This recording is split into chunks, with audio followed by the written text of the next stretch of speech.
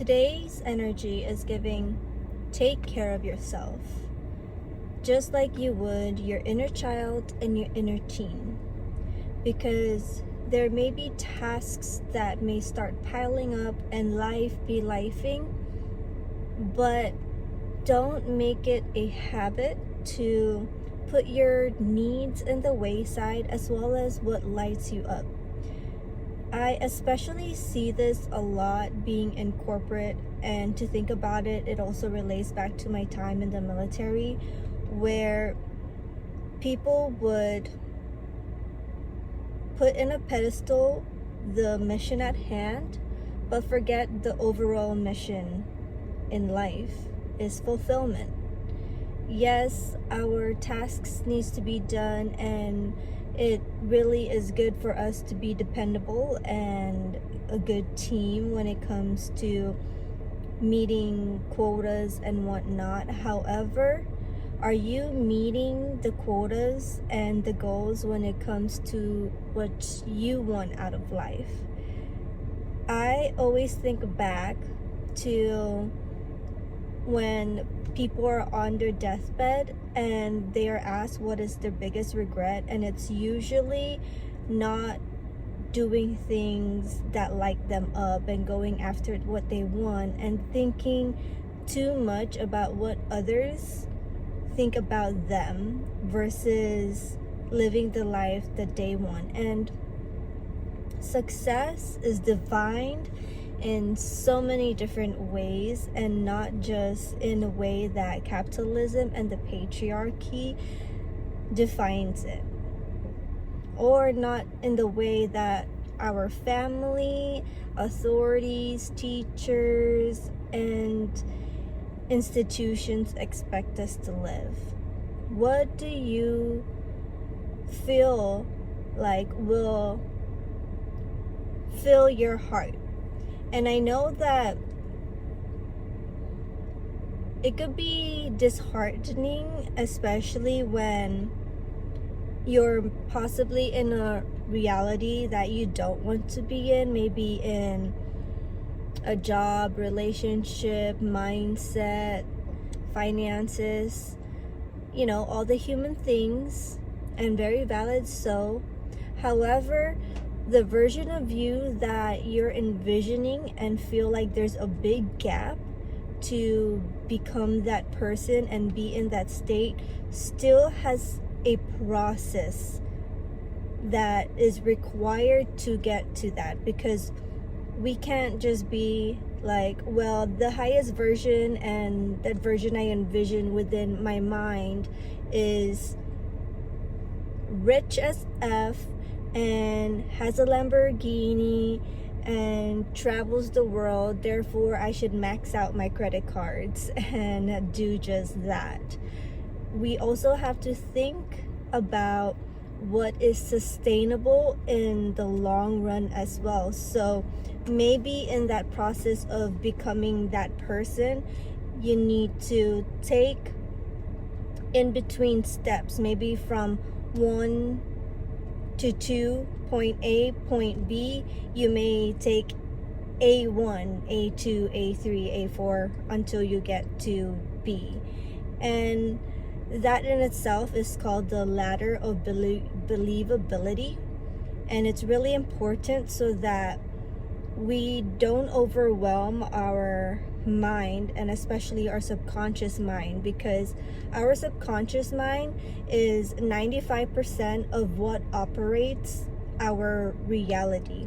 Because a lot of the times we are doing things in autopilot, but we don't recognize it and are aware of it because we're so used to doing a lot of repetitious things, like brushing our teeth in the morning and XYZ are tasks throughout the day, and especially the thoughts that are running through our mind. And our thoughts create our reality because they fuel how we feel, and it becomes a magnet to the experiences, people, places. And a lot of the times when I was first starting out in my healing journey, it was really hard for me to swallow that pill, because the reality is we need to take so much accountability when it comes to becoming and living the life that we want. It doesn't just magically happen. You are the magic, and you have the sauce. And unless you realize that and take accountability of the magic within you, you can't take it out and use it and wield it and change your circumstances, because you're too busy blaming and pointing fingers of, well, that person, this thing is much more powerful than me, whether it be the government, authorities, job, money, whatnot.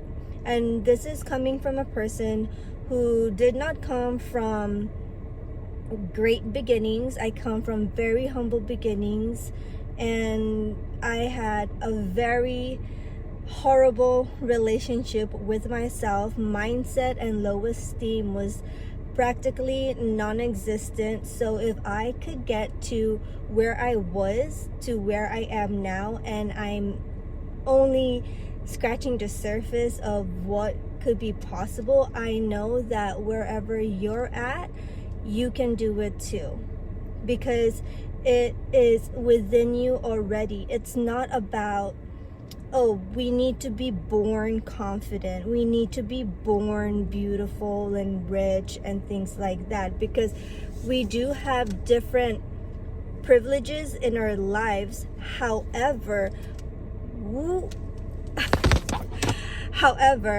who is the person that you are being? That in itself you have control over. I was not surrounded with people who thought about abundance mindset and rewriting our limiting beliefs, because it was looked upon as very woo-woo and very like, what are you talking about? What is given to me is what I will die with type of mentality.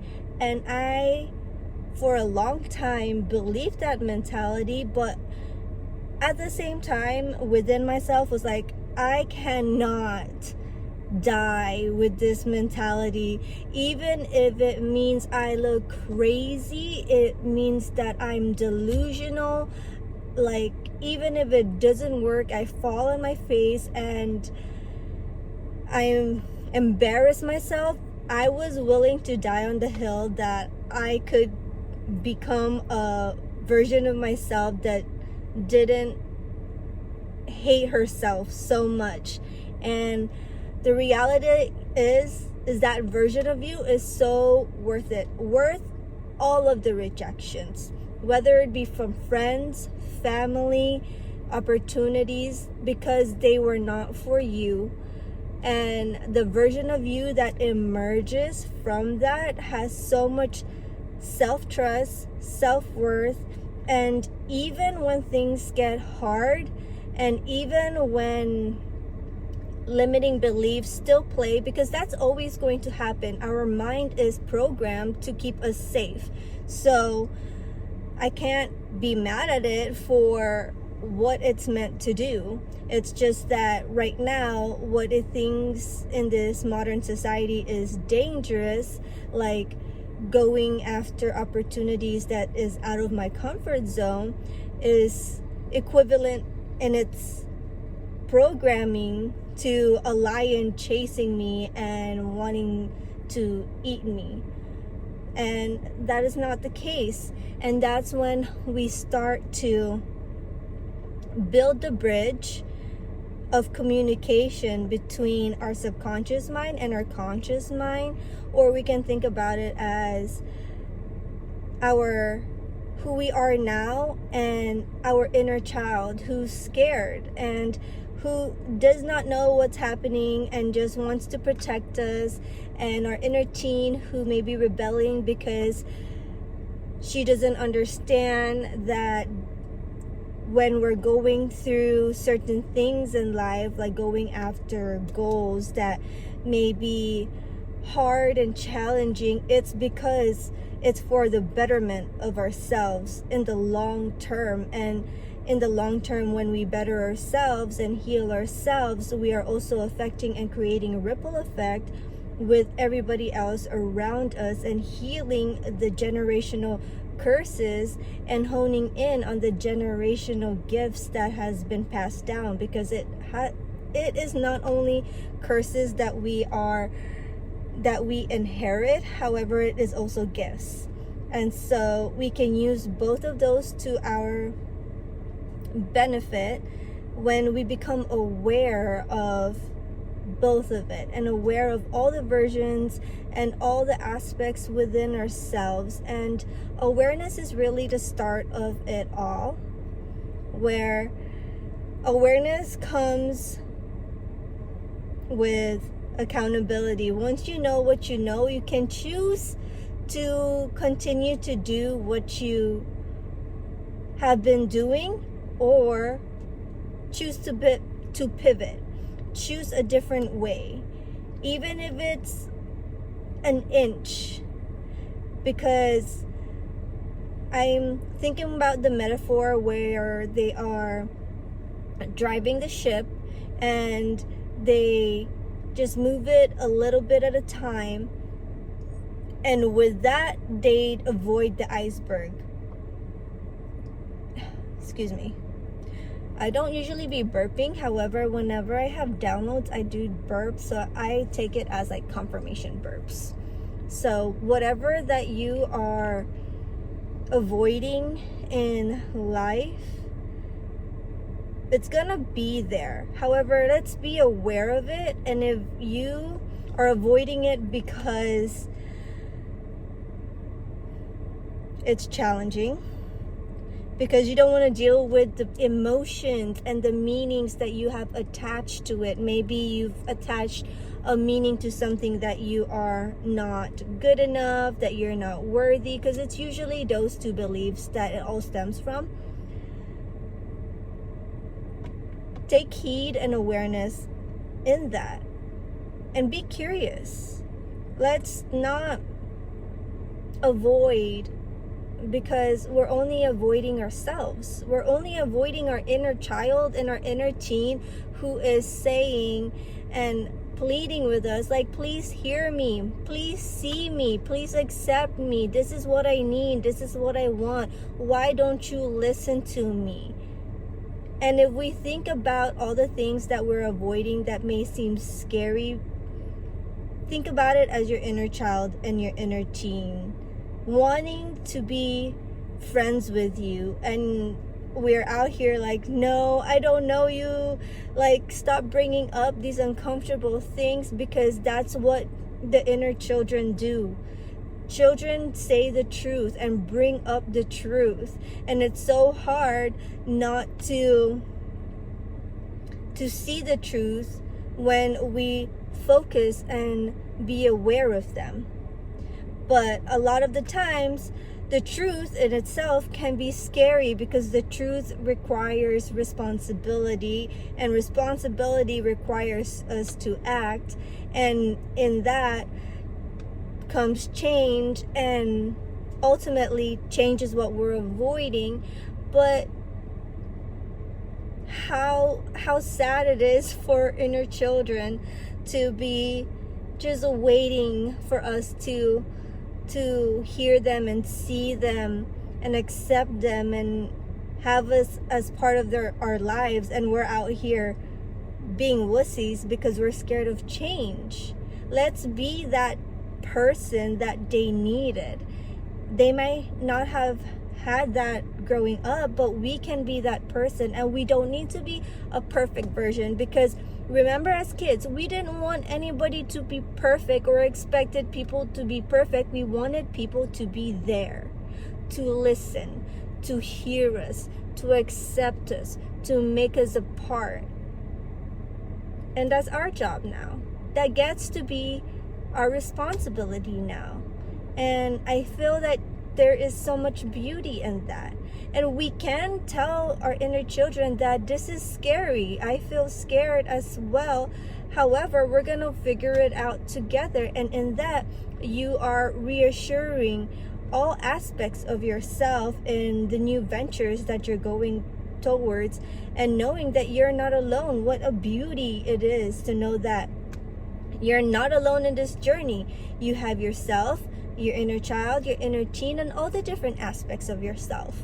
And they're here, and the ride doesn't have to be lonely, doesn't have to feel so tumultuous, because it's a packed car, and we have snacks, and we have music, and we can tell stories, and all of these things. So take this as a reminder that ensuring that our inner child, inner teen comes with us in the ride. They don't have to be the one who is driving. We are the driver because they are children, but they can come along with the ride, because maybe a lot of us, our inner children has been the one in the driver's seat, and we're like wondering, like, oh my gosh, no wonder why we're scared out of our minds, because someone who's unqualified to be driving is in the driver's seat. So the best thing is to remember that we got this and we're not alone. I hope that this resonates and lifts up whoever it needs to. I love you guys. Bye.